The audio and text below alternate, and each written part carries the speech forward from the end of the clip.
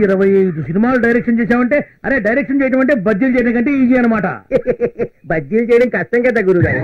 దర్శకత్వం చేయడం నీకేమవుతురా? నీకు బజ్జీలు పిండి కలపడమే రాదు. డైరెక్షన్ చేయాలంటే చాలా మంది దగ్గర పని చేయాలంటగా.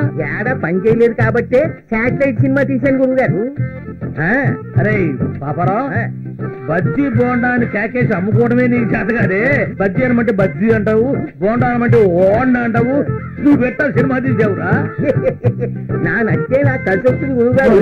కొంతమంది అరవ వాళ్ళు అనుకుని, కొంతమంది మలయాళం వాళ్ళు అనుకుని నాకు అవకాశం ఇచ్చారు. అంతేలేరా, మనోళ్ళకి అవకాశం ఇస్తారు. పొరుగుంటి పుల్లకూర రుచి కదా. 20 ఏళ్లుగా ఈ బజ్జీల బండితో నెట్టుకొస్తున్నాను రా. బాగుపడటానికి ఏదన్నా ఉపాయం చెప్పరా?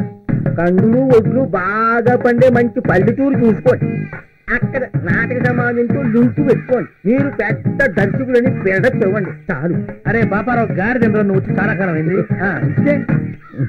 గురుగారు, సినిమా పిచ్చున్న వాళ్ళు ముందుగా మీ దగ్గరకు వస్తారు. అరే నువ్వు మామూలుగా మాట్లాడితేనే అర్థం కాదు. గారి తింటే మాట్లాడితే ఇంకేం అర్థమైంది? అది పక్కన పెట్టి మామూలుగా మాట్లాడు.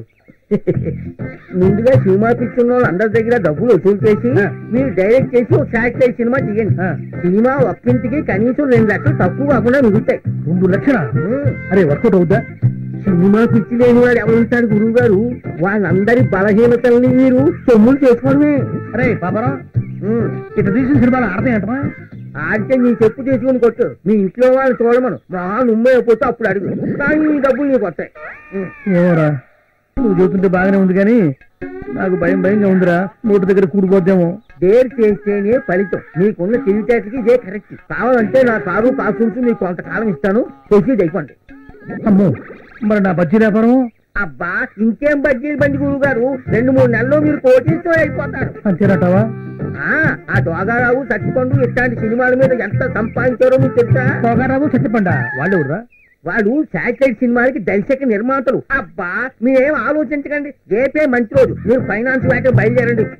అరే పాపారావు, పాలల్లో ముంచినా డికాషన్ లో ముంచినా నీదే భారం రా. అరే మరెవరు దొరకకపోతే? బజ్జీల బండి ఉండనే ఉంది కదా. అరే సినిమాల్లోకి పోయి వెనక్కొచ్చినాడు బజ్జీలు అమ్ముకోవడానికి కూడా పనికిరాడని మొన్న టీవీలో చెప్తున్నారు లేరా. ఏం ఆలోచించకండి గురువు గారు. శాటిలైట్ సినిమాలకి జై బోలో, శాటిలైట్ సినిమాలకి జై. బట్టలు ఎలాంటి వేసుకోవాలో తెలుసు కదా గురుగారు. అరే 20 ఏళ్లుగా సినిమా వాళ్ళకి బజ్జీలు అమ్ముతున్నాను. నాకు తెలియదంటారా ఎటువంటి గుడ్డలు వేసుకోవాలను? తెల్ల చొక్కా వేసుకోవాలా, తెల్ల ప్యాంట్ వేసుకోవాలా, తిరణాలను అమ్ముతారే కళ్ళజోడు అది పెట్టుకుని తెల్ల చెప్పులు వేసుకోవాలా, సెల్లో బ్యాలెన్స్ ఉన్నా లేకపోయినా. హలో రామారాయుడు గారు, ఏ నారాయణరావు గారు, దాసనారాయణరావు గారు బాగున్నారా? మాకు తెలుసులేవో ఎంతమంది చూసాం సినిమా వాళ్ళని. అట్నేరా పాపారావు, పొద్దున్నే బయలుదేరతా. బాగా కందులు ఒడ్లు బండే ఊరు చూసుకుంటా, సరేనా? ఇప్పుడు మా గురువు గారు అనిపించారు. వస్తాను గురువు గారు. అరే పోవయ్యా, సినిమాలో పోయేవాడు గారెలు ఎందుకు అమ్ముతాడు? పో బలవాడు బండి ఎవడన్నా హ్యాండ్ ఓవర్ చేసుకుంటారా? అది బండి వ్యాపారం పాటు గురించి ఎవరు చేస్తారు? 1 2 3 4 1 2 3 4 1 2 3 4 1 2 1 2 1 2 3 4 1 2 3 4 1 2 3 4 1 2 3 4 1. Come on guys, 1 2 3 4. రేపు అందరూ యూనిఫామ్ లో వచ్చేయండి. Okay, you feel very comfortable. 3 4 1 2 3 4 1 2 3 4 1 2.